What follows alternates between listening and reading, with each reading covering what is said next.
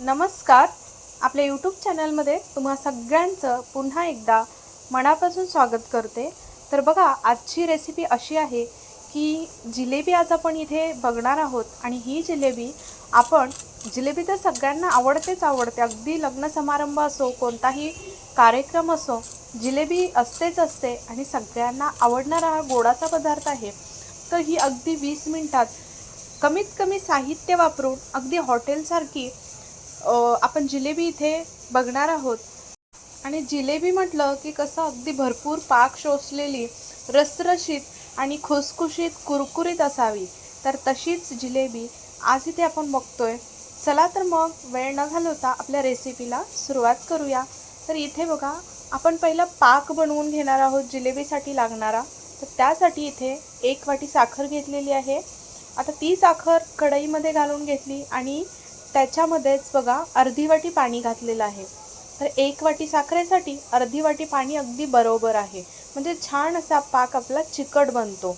आणि इथे बघू शकता, साखर फक्त आपल्याला विरघळवून घ्यायची आहे. चिकट बनवायचा म्हणजे फक्त मधासारखा थोडासा चिकट असावा. आता दाखवते मी हातावरती. आपल्याला 1 तारी किंवा 2 तारी पाक बनवायचा नाही, फक्त आपल्याला तो थोडासा चिकट बनवायचा आहे. आता तुम्ही इथे बघितलं, साखर पूर्ण विरघळलेली आहे, पाकसुद्धा आपला म्हणजे तयार झालेला आहे चिकट. तर गॅस बंद करून दिला आणि त्याच्यानंतर ह्याच्यामध्ये थोडासा लिंबू पिळलेला आहे बघा, 1 चमचा. तर त्याच्याने काय होतं की आपल्या जी पाकाची साखर आहे ती बनत नाही आणि ती प्रोसेस लिंबू पिळल्यामुळे तिथेच थांबली जाते. त्याच्यानंतर बघा, 1 वेलची फोडून घातलेली आहे, थोडीशी ठेचून घातलेली आहे अख्खी वेलची. त्याच्यानंतर त्याच्यामध्ये घातलेला आहे थोडासा फूड कलर. तर इथे मी ऑरेंज कलर वापरलेला आहे, तुम्ही येल्लो कलरसुद्धा वापरू शकता. तर आता बघा, कढई साईडला उतरून ठेवली आणि त्याच्यानंतर आता मिक्सिंग बाउलमध्ये आपण पुढची प्रोसेस करून घेऊया. तर त्याच्यासाठी बघा, 1 कप मैदा घेतलेला आहे, याच कप पाणी घेतलेलं आहे. त्याच्यानंतर त्याच्यामध्ये थोडासा फूड कलर घातलेला आहे, म्हणजे अगदी चिमूटभर फूड कलर घातला. त्याच्यानंतर बघा, इथे जसं आपलं तूप असतं रवाळ, तेच तूप मी इथे पूर्ण 1 चमचा घातलेला आहे. आणि त्याच्यानंतर आपल्याला त्याच्यामध्ये घालायचं आहे, इथे मी अर्धा कप बघा आपलं जे घरातील दही होतं तर तेच घातलेलं आहे. थोडंसं आंबट होतं, जास्त पण आंबट नव्हतं, जास्त गोडही नसावं दही. जेवढं आंबट असेल तेवढा आपला हा पदार्थ छान बनणार आहे. तर दही घालून घेतलं छान बघा. त्याच्यानंतर त्याच्यामध्ये आपल्याला पाणी लागल तसं घालायचं आहे, एकदम पाणी घालू नका. आता पाणी घातलेलं आहे, त्याच कपाने अर्धा कप दही घेतलं आणि 1 कप पाणी घेतलं होतं. तर पाणी बघा, मी इथे अर्धाच कप घातलेलं आहे, अर्धा कप शिल्लक ठेवलं आहे. या पद्धतीनं अगदी क्लॉकवाईज डायरेक्शननं छान असं बघा पूर्ण गाठी मोडून घ्यायचे आहेत आणि मिक्स करून घ्यायचं आहे. म्हणजे हे पीठ छान हलकं होतं आणि जेवढं पीठ हलकं होईल तेवढी आपली जिलेबी अगदी छान रसरशीत तसेच कुरकुरीत आणि खुसखुशीत होणार आहे. तर इथे आता तुम्ही बघू शकता, पीठसुद्धा या पद्धतीनं आपल्याला ठेवायचं आहे. मी दाखवते तुम्हाला. हे बघा, पिठाची कन्सिस्टन्सी या पद्धतीनं असायला हवी. आता बघा, पीठ बनवून ठेवलं. त्याच्यानंतर आता त्याच्यामध्ये बघा, फक्त 1 चमचा इथे बेकिंग पावडर वापरलेली आहे आणि इथे घातलेला आहे सोडा. तर हा सोडाही वापरू शकता, बेकिंग सोडा, किंवा इनोसुद्धा वापरू शकता. तर चमच्याच्या अगदी टोकावरती म्हणजेच पाव चमचा इतपत इथे मी बेकिंग सोडा वापरला आणि बेकिंग पावडर 1 चमचा वापरली. पुन्हा छान मिक्स करून घ्यायचं. पीठ थोडंसं हलकं होईपर्यंत परत 1 वेळा छान असं फेटून घ्यायचं. इथे बघू शकता आपलं पीठ छान तयार झालेलं आहे.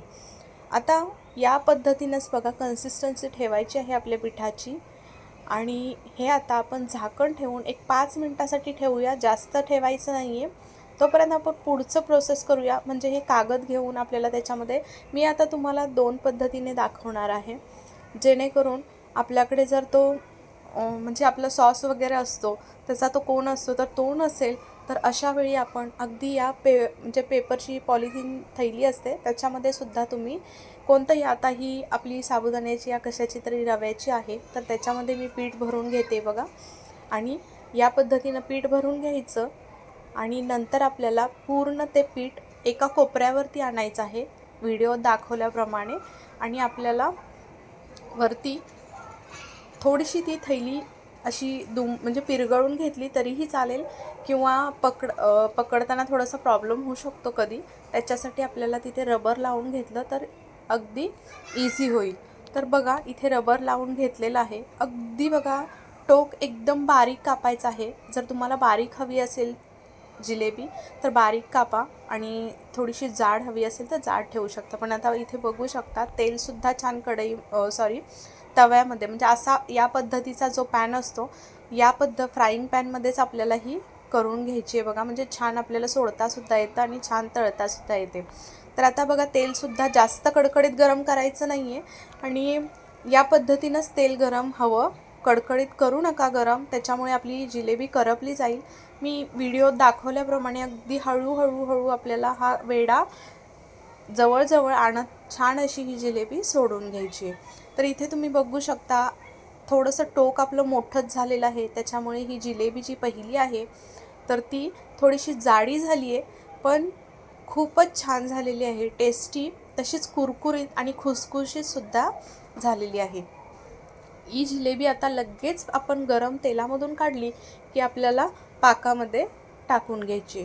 तर ही जिलेबी आता पाकामध्ये टाकून ठेवते आणि फक्त आपल्याला एक 6 ते 7 सेकंद एका साईडनी आणि दुसऱ्या साईडनी 6 ते 7 सेकंद फक्त पाकामध्ये ठेवायची आहे. त्याच्यानंतर ती लगेच आपल्याला काढून घ्यायची आहे. कारण जिलेबी गरम असते तर पटकन पाक शोषून घेते. तर आता बघू शकता इथे अगदी छान पाकसुद्धा शोषून घेतलेला आहे आणि मस्त जिलेबी तयार झालेली आहे. तर इथे आपण काढूनसुद्धा घेऊया. बघू शकता किती छान अगदी रसरशीत पाक शोषला गेलेला आहे. राहिलेल्या 2सुद्धा मी पाकात घातल्या आणि या पद्धतीनं छान असं बनवून घेतलं. बाकीच्यासुद्धा या पद्धतीनंच त्याच पॉलिथिन बॅगमधून मी बनवून घेतल्या. आता मी तुम्हाला एक अजून दाखवते की जर आपल्याकडे जी सॉसवालीची बॉटल असते ती जर असेल तर त्याच्याने कसं आपण पाडायचं. तर त्याला बघा छान असं छोटंसंच होल असतं तर अगदी छान पातळ अशी मस्त जिलेबी पडते. तर इथे बघा याच आता दुसऱ्या एका थैलीमध्ये, कारण तिला होल होतं तर ती पूर्ण खराब पण झालेली, तर दुसऱ्या थैलीमध्ये मी पीठ भरून घेतलेलं आहे. त्या पद्धतीनेच वरती बघा थोडंसं पिरगळून घेतलं. इकडे काही रबर वगैरे लावलेला नाही आहे.